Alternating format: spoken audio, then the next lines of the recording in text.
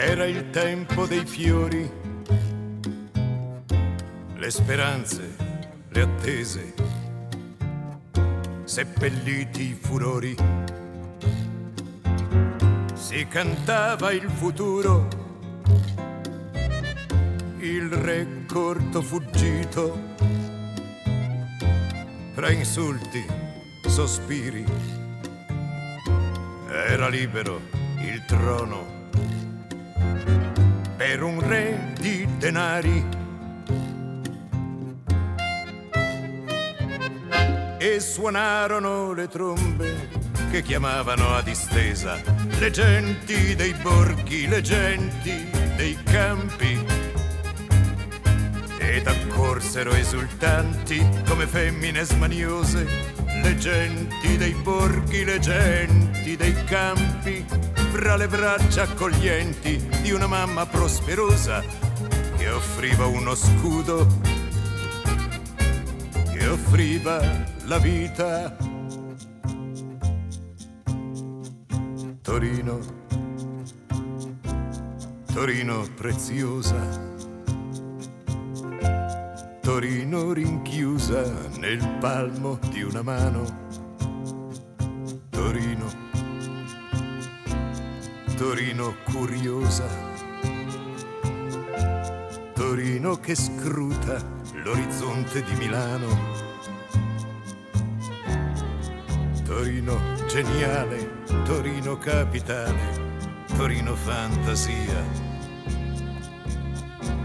Torino poesia.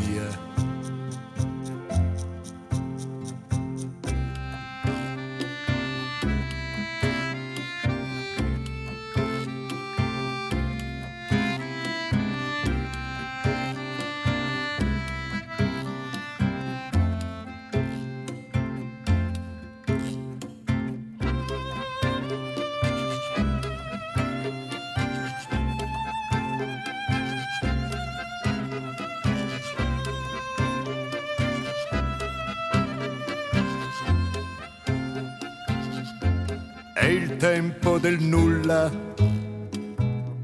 le speranze disattese, seppelliti gli amori. Si spera nel passato, il re nudo spietato è assente, svogliato, lascerà presto il trono. Sarà santificato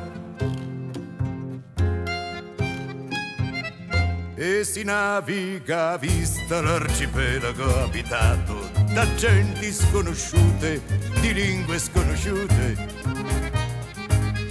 Dentro il nulla son sbiadite come una fotografia le genti dei borghi, le genti dei campi. Sono altrove le braccia della mamma prosperosa e la festa è finita. Torna in gioco la vita. Torino, Torino famiglia, Torino che sorride dentro una bottiglia. Torino,